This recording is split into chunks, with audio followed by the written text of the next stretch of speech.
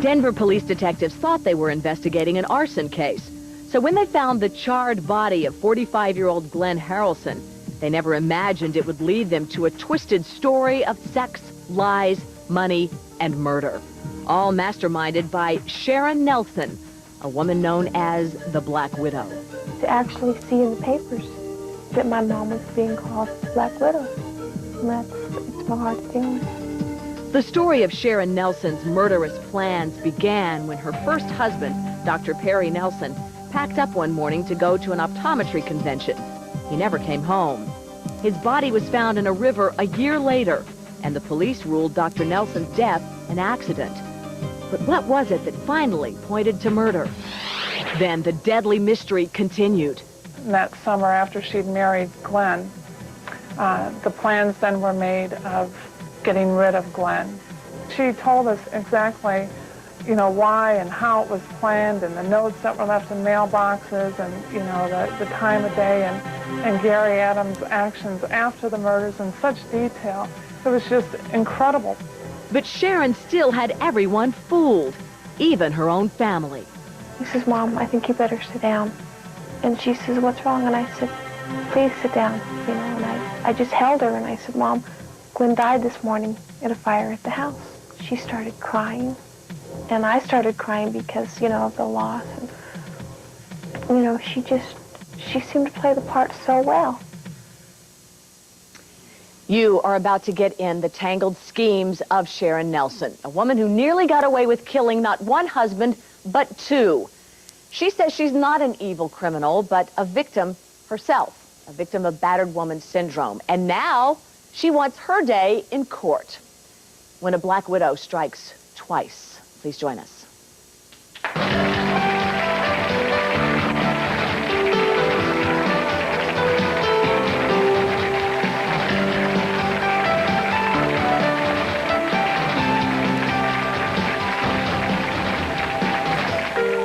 Lori Nelson Hustwaite has warm memories of her father. She was Daddy's little girl, and she loved him with all her heart. He spent every possible moment with his family, going camping, playing games. He would even bring them on the road with him when he went to his optometry conventions. Although Lori was devastated when he left her mother to marry another woman, she was in no way prepared for the torment the future would hold. One morning in July, her father packed his car for an eye doctor's convention, but never made it to his destination. Lori, you said it was the most difficult time in your life when you got a call saying that your dad was missing. Yes, it was. My sister Tammy called me to tell me that they'd found his car in Clear Creek above Golden, Colorado, but that he wasn't in the car and his body was missing. And of course we assumed that his body had floated down the river and that... Did you hold out hope that maybe he was alive? Absolutely. When he wasn't found within the first week or two, the rumors started to fly and the thought started to surface that perhaps he was still out there somewhere. What about his wife, Sharon Nelson? I would think that at a time like that, you would want to, you know, join forces with her to go on an all-out search for him.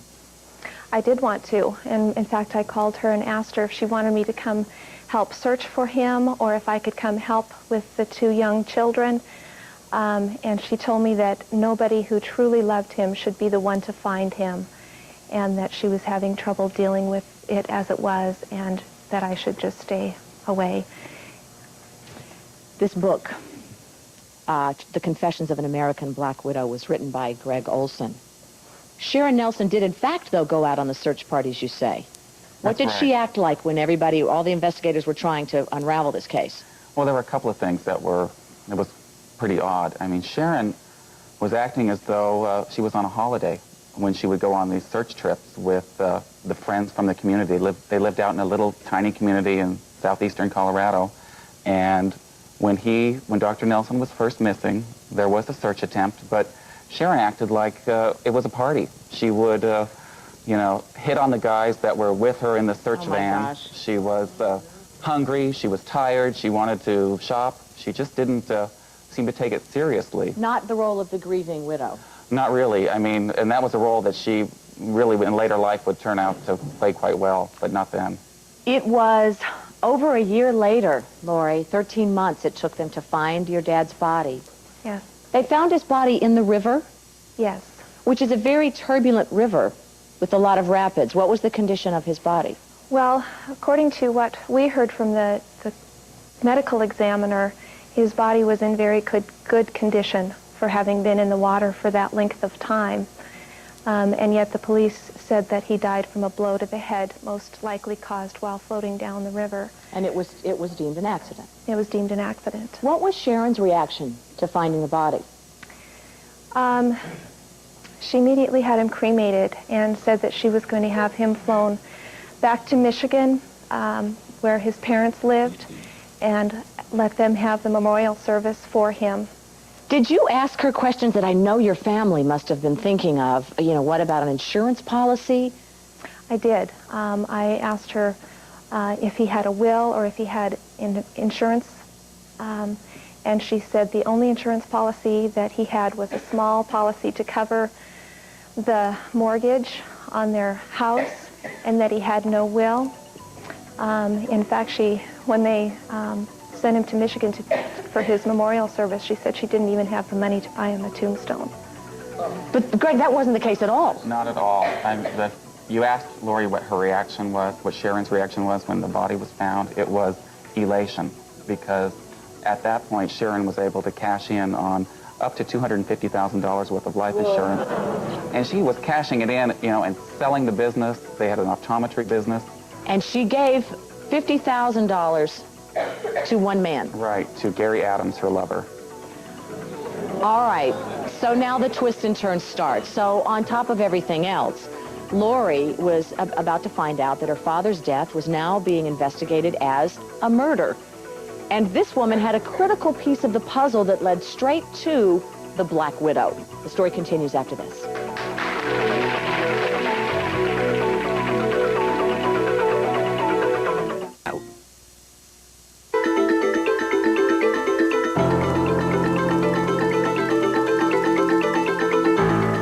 Lori told us that her dad knew that he was in a bad situation with Sharon Nelson.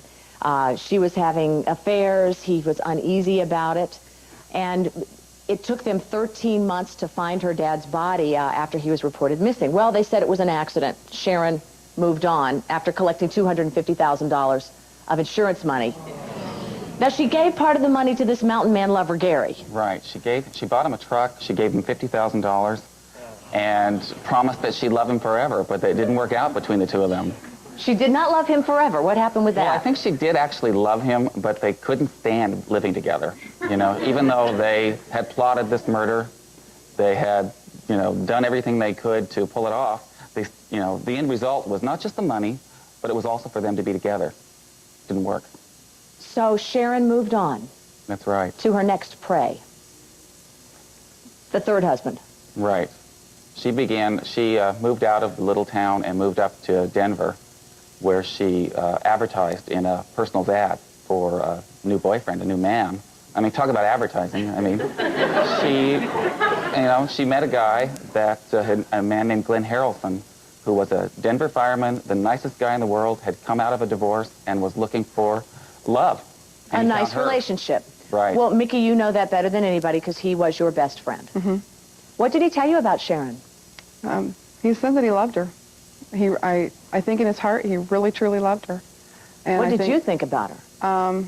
I wanted to like her, but there was something about her that I couldn't put my finger on. I was a little uncomfortable around her. Now, right after they got married, they were kind of taking care of all their housekeeping with insurance policies, weren't they? Oh, yeah.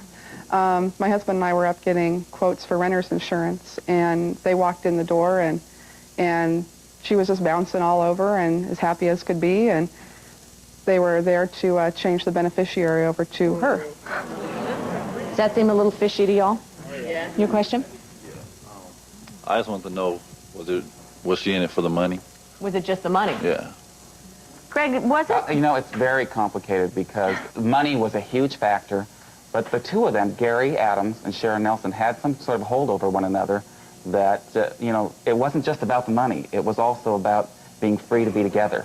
But by the time she got involved with Glenn, Gary was out of the picture. He was never out of the picture. I mean, Sharon always had Gary Adams in the background.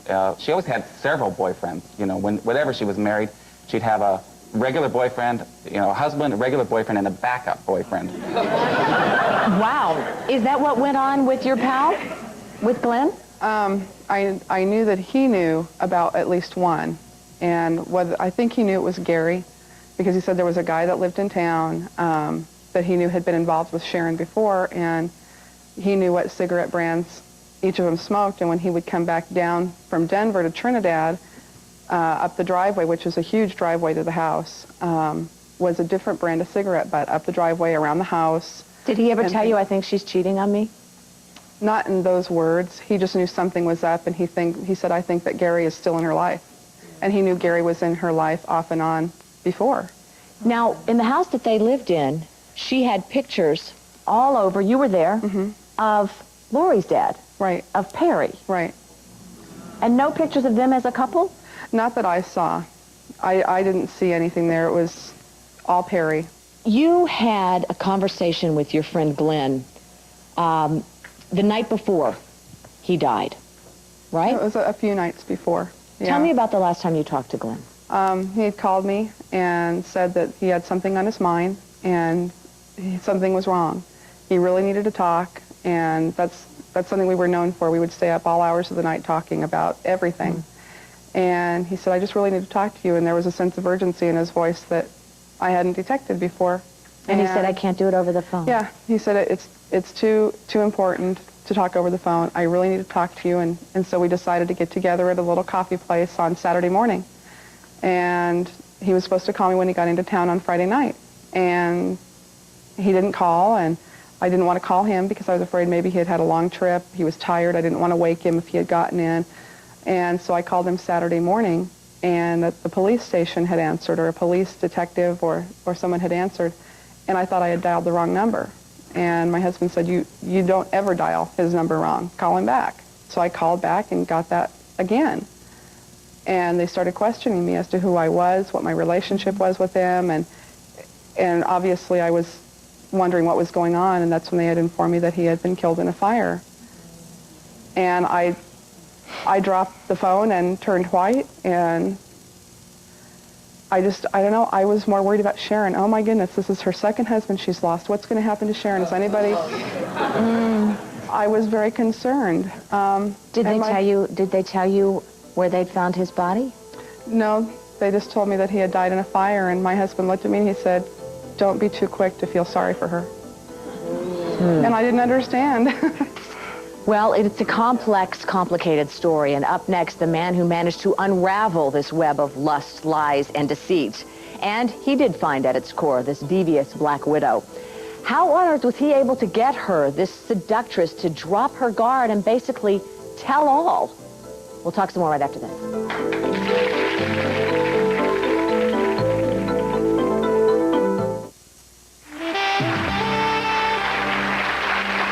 Talking to Gregg about how strange it is to read his book and others about women who do this, because they are so good, so conniving, so manipulative.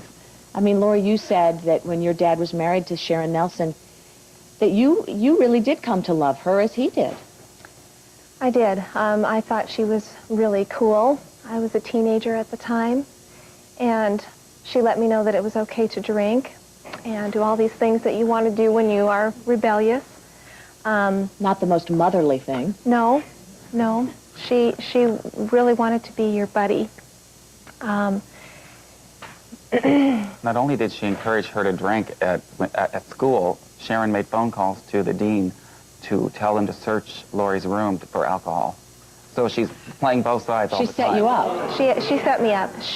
She bought me some peppermint schnapps and a bottle of scope, dumped out the scope, poured the peppermint schnapps in, and the little baby cans of beer that they used to have. This is because they were easy to hide in my suitcase. And I found out many years later from my girl's dean, who had become a principal of another school, that the dean came to me and said, Lori, I always felt so sorry for you. And I said, why? She said, because your stepmother used to call me and tell me that I should search your room because she had reason to believe that I was smuggling booze to school. I can't get over it. It's so sad that these two men, your friend and your father, were truly warm, loving, deserving people who were entitled to have a love partner, a companion for life. Yes. My father never met a stranger. And I think Gregg can attest to that as he was interviewing people for the book that he wrote. Everybody loved him. And we just miss him. We wish he was still here. And to know that in his final days, you really can't be sure of how much pressure he was under, how threatened he felt, how scared he was. No, and that hurts. It's like, what could I have done to pull him out of where he'd gone? I knew he wanted out of there. He knew that he'd made a mistake. And people get so enmeshed in a wrong path that they take that they're blind to options on how they can turn their life around. And I think that's where my father was at. He probably didn't want to burden you. No, I was his little girl. Why would he tell his problems to me or my sisters or anybody? You know. Exactly. This is the man who was the lead investigator on this case. Wow. When you came on the scene, you really saw how good Sharon Nelson was, because when you all started asking questions, she had answers ready to go. An alibi, the whole thing. That's right. We went to interview Sharon, basically notify her of the death of Glenn Harrelson, and before we even knew when Glenn Harrelson had died, she was able to tell us where she was when he died. A little bit ahead of the game, wasn't she? Yes, she was. You did an amazing thing, and I don't know how often it happens. It seems very rare to me, but somehow you got this woman to believe that you were a safe place or that you were a friend, or somehow she trusted you. That's right. We asked Sharon to come down to the Trinidad Police Department. We conducted an interview of her there and basically wanted to find out everything there was about her, because we really did not know who had killed Glenn Harrelson at that time. So I just asked her about her background, people she knew, and by the way, when we asked her about people she knew, she neglected to mention a guy by the name of Gary Adams. And so at some point the interview stalled, and I basically confronted her at that point and said, look, Sharon, you know, you seem like a nice person, you seem like you're well liked, but you're not telling the truth. You know, we know that you know something about Glenn Harrelson's death, and you're not telling us. If you're afraid, we'll take you out of town. We'll do anything we can to ensure your safety, but you need to tell us the truth about what happened. So, audience, they did that. They took her out of town to a Pizza Hut. Like 40 miles out of town or something, and there she is with her kids in the other room having pizza while she's pouring her heart out to you. That's right. We got to the Pizza Hut, ordered the kids a pizza, and sat down in another booth. The other detective that I was with, Elaine Tigert, advised Sharon of her rights, and Sharon basically started from the beginning how she first met Dr. Nelson, and basically went from there on to telling us how she met Gary Adams, how they agreed together, how she met him at a party, they started having an affair, and at some point they decided that Dr. Nelson needed to die. So Dr. Perry Nelson went to an optometrist convention in Denver, and Gary Adams, posing as his best friend, went with him to that convention. They went to the mountains outside of Denver, and in the middle of the night, and then Gary Adams pretended like he had lost his wallet and asked Dr. Nelson to come help him find his wallet. When Perry went over there, then Gary Adams hit him over the back of the head with a rock, put him in his car, and then shoved the car into the river. This was their third attempt, by the way, at killing Dr. Nelson. They tried to knockout this poor drop. man. They had another rendezvous where they planned to smack him over the head with a tire iron. I mean, they were, you know, incompetent murderers. You know, it's amazing in a way that they pulled it off as well as they did. So she confesses everything to you. She's immediately arrested. You all drop the kids off at one of her relatives to take care of them. And that's that. Not hardly. Both Sharon and her lover Gary did plead guilty to 2 counts of murder. But when we come back, we'll hear the strange way, first of all, that Lori ended up getting this news and what compelled her, this daughter, to go and confront the Black Widow herself, and why the Black Widow now says she really didn't do it. We'll be back.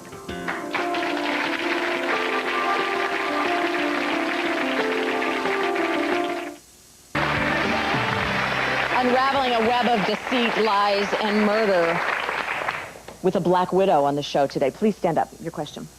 Well, I just wanted to know if Nikki and Glenn were best friends. Yes, they were. Why, or woman's intuition, why couldn't you tell him or ask him, you know, you felt that she wasn't right for him. Why didn't you ask him, well, are you sure this is who you want to marry? And I know sometimes, you know, being good friends and stuff, you can't do that, and maybe the other one doesn't want to listen, but, I mean, if you guys were good friends. Actually, there were several of us that felt the same. She did a really good job at alienating him and running off every one of his friends. That was her pattern, wasn't it? Yes, it was. Lori, how did you get the news that Sharon, in fact, was charged with your father's murder? Well, 5 years had passed from the time that my dad disappeared until Glenn's death.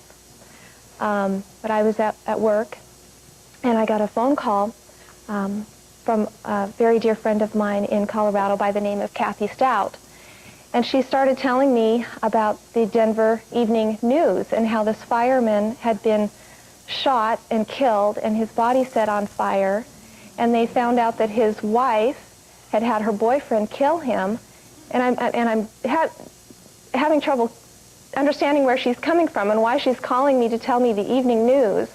And then she said, and when the woman confessed to taking part in the fireman's death, she confessed to another murder 5 years ago. She said, Lori, it was your dad. It was Sharon.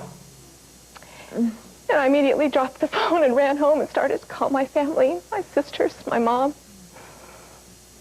And couldn't believe it. You couldn't believe it, and you couldn't accept it, really. No. You wanted answers. I was totally filled with rage. So what'd you do, Lori? Well, shortly after she confessed, I drove down to Denver to retain a lawyer for my sisters and I, and our half-brother and half-sister. And while I was there, I decided that I needed to go see her myself.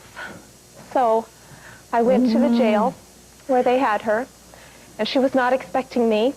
And I went in, and they brought her into the little room, and it took a minute for her to recognize me. It had been a number of years since we'd seen each other. And when she recognized me, she went, Lori, as if I was going to be glad to see her or something. And when I just glared at her, she knew that I wasn't there on a pleasant visit. And I just sat down and I asked her, why? Why did you do this? And she started in on an explanation of, I can't begin to tell you my feelings, what I was going through. I hope that someday you'll be able to understand. Oh, my gosh. And I said, I understand that you paid somebody $50,000 to kill my dad, and we would gladly pay 10 times that amount to have him back. But that doesn't work that way. And she just said, I know. This must have been the darkest time in your life to be there. You've got legal things to deal with, this awful news, your emotion, the rage, the hurt. Who got you through that? God, without a doubt. When I left that prison, I had to drive from Denver to Colorado Springs in the middle of a blizzard, back to my friend Kathy's house. And I was so on the verge of an emotional breakdown that I couldn't see where I was going. The windshield wipers were frozen. I had a very small window on the that I could see through, a small portion that wasn't iced over. And the only thing that kept me on the road was God. There's no doubt about it. Because I gave up caring. I didn't care if I went off the side of the road. I was so distraught. And your friend Kathy? And my friend Kathy. How long has it been since you've seen Kathy? It's been since her wedding. She got married. It's been about 7 years now since I've seen her.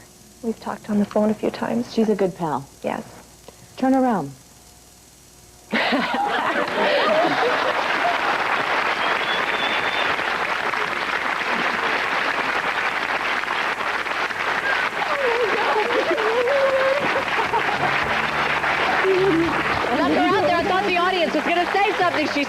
behind her friend.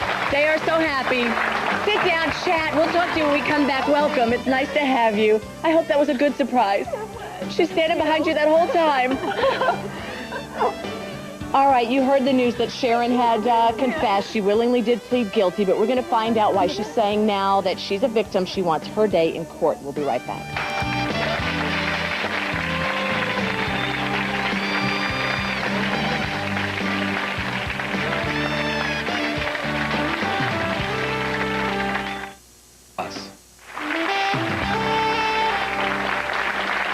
Say, Lori, it's really nice to see a smile on your face and some happy tears for a change. Kathy, you saw her go through an awful lot. Yeah, way too much. Saw her, it ruined her life. And she became obsessed with it, and... Well, it's not something you ever get over. No, and there were no clear answers. And that was the hardest, was not having any answers. I give her so much credit for confronting this woman in jail. I think that's just a powerful thing to do. Now we want to hear what Sharon Nelson's point of view is on all of this. So I'd like to introduce her former attorney, Marcia Minnick, who's also talked with Sharon recently and knows what Sharon wants us to hear about her story. Now, she claims that she wasn't really at fault in this and shouldn't be held responsible for it. Why? Sharon claims that she did not enter her guilty pleas knowingly and voluntarily. And because she didn't do that, her pleas were taken in violation of the Constitution. That she was coerced? That she was tricked? She feels a little bit that she was tricked, and she feels like she was under duress and didn't know what she was doing, and that she was suffering from a sort of terror at the hands of Gary Adams. Battered woman syndrome? Battered woman syndrome. That is so ludicrous. Glenn, did you read her rights? Yes, we did. We totally advised her. You know, one of the things that Elaine Taggart and I did was we just tried to be her friend, tried to listen to her. We were very compassionate. You know, we didn't do any Mutt and Jeff type tactics or anything. And, you know, I just think that that's probably makes a mockery of the women out there who are battered. Greg, you wanted to get in. I interrupted. Well, the interesting thing is Sharon, you know, part of her manipulation of Gary Adams, and yes, she manipulated him too. Part of it was that she was being abused, she said, by Dr. Nelson, that he was beating her up. And of course, we know that's ludicrous, ridiculous, and absolutely not true. Now, audience, let's talk about this battered woman syndrome excuse or claim that she was tricked into the confession, not in her right mind. She wants to take back her guilty plea. Now, as Glenn explains it to me, when you enter a guilty plea, the judge is very conscientious about making sure you are aware that you cannot appeal that this is it over and out. That's correct. The average guilty plea takes between 10 and 15 minutes. The judge goes through every aspect of the plea, answers any questions that the defendant may have, and really does make it very clear that once that person enters that guilty plea, they're doing it knowingly, and that once that plea is entered, then they'll never be able to withdraw it again. Marcia, what is it that Sharon wants now? Sharon would like her day in court. She feels that if a jury heard all of the evidence presented, that they would find her not guilty. Does she really want a jury to see that she drew out a map and gave him the keys to the house so that he could get in there and kill Glenn? If I could just finish, I am here as her spokesperson. She does not want to participate in this television show. She doesn't want to be interviewed by you. I'm simply representing her today and telling you what her position is. She would rather take her chances at being convicted by a jury than to have the guilty pleas, which she feels were improperly taken, stand. Do you believe her, Marcia? What I believe is really not for me to say. I'm her legal representative, and what I do believe in terms of her position is that her plea needs to be taken under the guise of the protections of the Constitution. And if she was under duress or was not conscious of what she was doing. If she didn't give her plea knowingly and voluntarily, then it was an unconstitutional plea. And she has a right to due process. Right. Kathy and I were there when they read her all of the, and they asked her like 10 times, do you understand that you're pleading guilty to murder? Do you understand what you were doing? And she very calmly said yes. She appeared in no way under duress of any kind. She had her day in court. Yeah. So here's the battered woman syndrome being used by her as an excuse. But what then was the real reason for Sharon's killing spree? Was it because she was intimidated by Gary? Was it for love? Lori believes that she's got the answer that could have saved Glenn's life. The Black Widow's motive, next.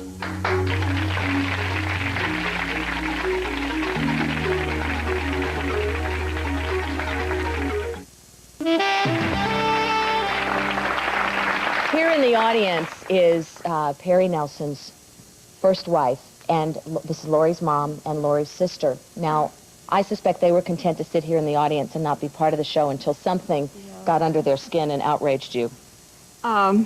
Sharon is now claiming that she murdered Perry because he battered her. I was married to him for 24 years, and he never laid a hand on me. I cannot believe that he battered anybody. How do you all feel? Well, Gregg said that she said that about Perry as well. She said that Gary was also... She told people that that Perry was beating her up, and that's how she got Gary to buy into her program. And now she's saying that Gary was abusing her and forcing her to do things that she would normally do. First of all, Sharon's not saying she murdered anybody, but moreover, she's not just saying that she was suffering from abuse. She's also saying that she was under duress, she was coerced, she was tricked by the detective. I think it's ridiculous. I think she knew exactly what she was doing. She planned it ahead of time. As Gregg said, she tried a couple of times before and wasn't successful. And then she tried to make everybody feel sorry for her and think she was this grieving widow. Lori started digging around. All of you wanted answers. This is not something that you ever expect to have happen in your life, in your family. You confronted Sharon, but you also, when the body was found, the insurance company had to pay off the settlement. And you found that there was information that they had, Lori, that made them suspicious that they did not share with investigators?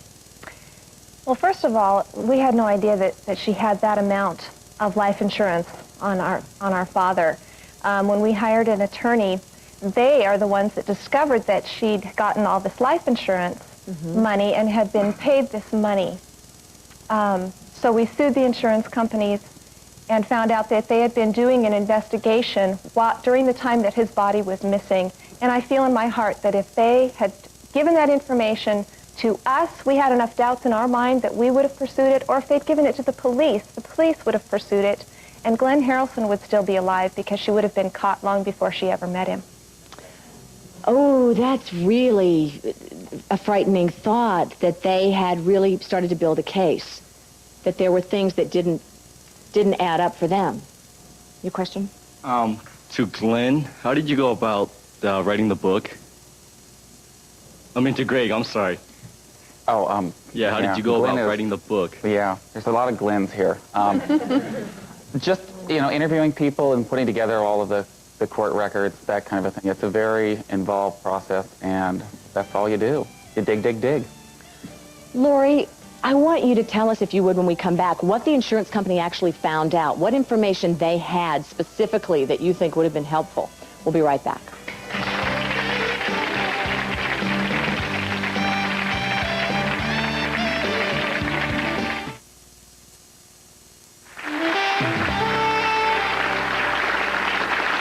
What did the insurance company find out about the events surrounding your dad's death? Well, there were 5 of the insurance companies. They all grouped together to hire a private investigator. And he found out that Gary moved in with Sharon right away. He found out that Sharon was buying sweetheart cards while my dad was still alive, and they weren't for him. They weren't for my dad. They found out that the car had been messed with. It was in pretty bad shape from going in the river, but it also had pieces and parts taken off of it.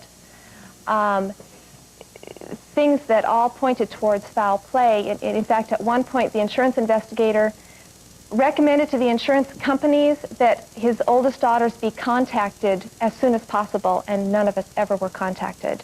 She was claiming to be destitute.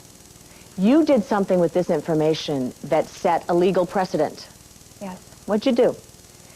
Basically, in Colorado, there's called what's called a slayer statute, where once the insurance companies have gone through the proper steps and paid insurance proceeds, they cannot pay those funds again. And we basically overcame that slayer statute, and they found the jury determined that the insurance companies had paid them incorrectly and had not done their duty. So what happened then? So we won. And now did the award money then go to you? I'm a little confused. Did the award money then go to you? The award money went to myself, my two older sisters, and our half-sister and half-brother. And the lawyers. And the lawyers got their fair share, I'm sure. But that was what a lot of people here wanted to know, was about the smaller children, the ones that your father had with Sharon. Yes. They benefited from that money. They did. And we've also taken them into our home, for which, by the way, Sharon has never expressed the slightest amount of gratitude. My oldest sister legally adopted the youngest of the two children, and the older of the two children, my half-brother, and I was able to find him and convince him to come live with me, and had the state of Colorado grant me guardianship. Oh, you have really been through it, really been through it. We'll be right back. Stay close.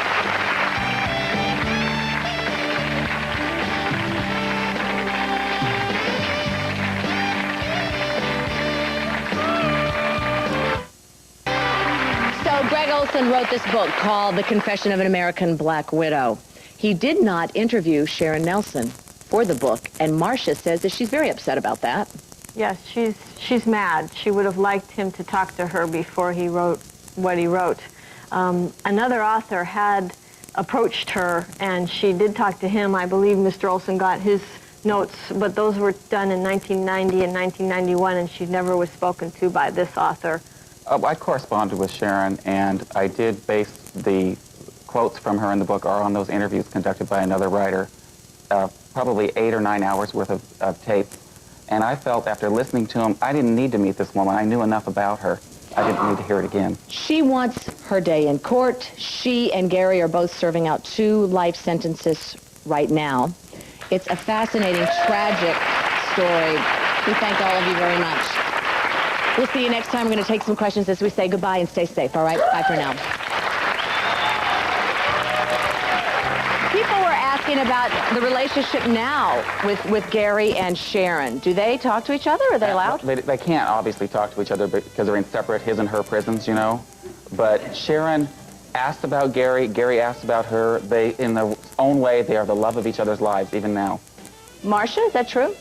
Not according to Sharon. That's not true at all. That isn't what she wants us to know. Yes. Yeah, this question is for either Gregg or Marcia, because you both have 2 different points of views. You never interviewed her. Would you say that she had any kind of like stress or anything in her early childhood that led her to do these acts?